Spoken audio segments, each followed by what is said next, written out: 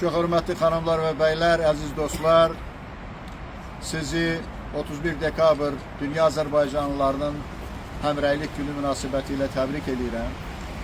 Eyni zamanda sizə qarşıdan gələn 2026-cı ildə böyük uğurlar arzulayıram. Biz hər il dekabr ayının 31-də buraya gəlirik, öz sözlərimizi deyirik.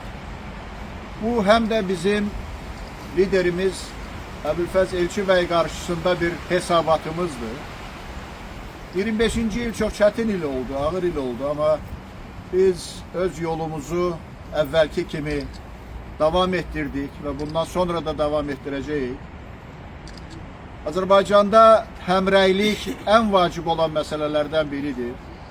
Mən tam məsuliyyətimlə deyirəm ki, 2-ci Qarabağ müharibəsində Azərbaycanın qələbəsi ilk növbədə Azərbaycanda mövcud olan həmrəyliyin hesabına mümkün oldu. Məhz vətəndaş həmrəyliyinin olması, məhz Azərbaycan xalqının öz torpaqları uğrunda şəhid verməyə hazır olması, Azərbaycan gənclərinin Azərbaycan torpaqları uğrunda, ərazi bütövlüyü uğrunda öz həyatlarını qurban verməyə, ya şəhid olmağa, ya qazi olmağa hazır olmaları nəticə etibarilə ərazilərimizin işğaldan azad olunmasına səbəb oldu. Yəni bunun üçün böyük bir vətəndaş həmrəyliyi lazım idi, zəruri idi və bu vətəndaş həmrəyliyi 44 günlük müharibədə özünü göstərdi. Ancaq vətəndaş həmrəyliyi yalnız müharibə dövrü üçün vacib deyil. Vətəndaş həmrəyliyi bütün dövrlər üçün vacibdir.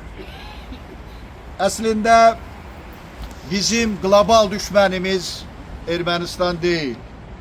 Azərbaycanın müstəqilliyinə, suverenliyinə dözümsüz yanaşan, Azərbaycanın bir dövlət kimi mövcudluğuna qarşı olan bir qonşumuz var, bu Rusiyadır. Ermənistan uzun illər, təxminən 200 il ərzində Azərbaycana qarşı, Türkiyəyə qarşı, Türk dünyasına qarşı Rusiyanın əlindəki bir silah, Rusiyanın əlindəki bir qılınc rolunda olubdur. Ona görə biz bilməliyik ki, Azərbaycana vətəndaş həmrəyliyi bundan sonra da əbədi olaraq lazım olacaq. Elə indinin özündə gördünüz, elə bu günlərdə Grozny üzərində vurulmuş sərdişin təyyarəmizlə bağlı açılmış cinayət işinə heç bir nəticə olmadan xitam verildi. Bunun özü də Rusiyanın Azərbaycana qarşı düşmənçilik münasibətinin göstəricisidir. Ukraynada gedən müharibənin nəticələrindən asılı olaraq biz yenə də Rusiyadan təhdidlər gözləyirik və Azərbaycan cəmiyyətinə Rusiya qarşısında dayanmaq üçün hökmən həmrəylik lazım olacaq. Azərbaycan üçün həmrəylik təkcə Rusiyaya qarşı yox, eyni zamanda Azərbaycanın müstəqilliyini qəbul etmək istəməyən İranla bağlı da həddən artıq vacibdir.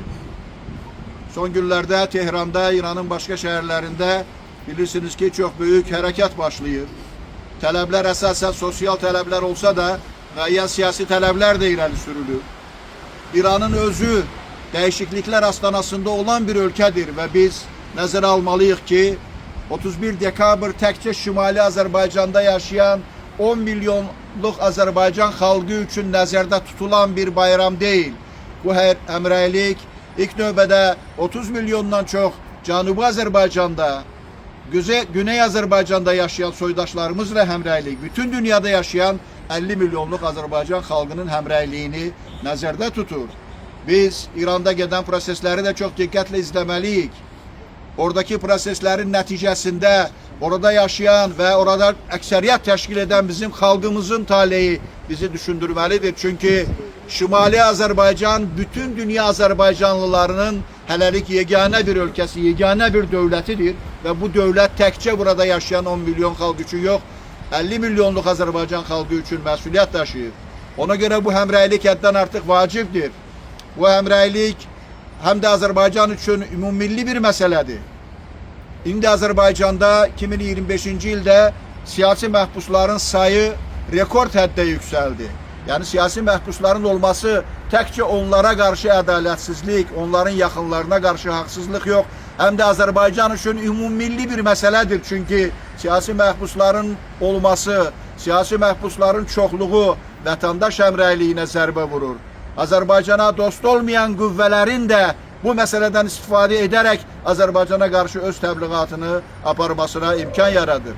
Yəni bütün bu məsələlər hakimiyyət tərəfindən ilk növbədə nəzərə alınmalıdır və Azərbaycan xalqına əbədi olaraq həmrəyliyin lazım olduğunu qeyd olunaraq bütün Azərbaycan xalqının təkcə Şimali Azərbaycanda yaşayan yox, bütün dünyada yaşayan 50 milyonluq Azərbaycan xalqının həmrəyliyi istiqamətində daim addımların atılması zəruridir.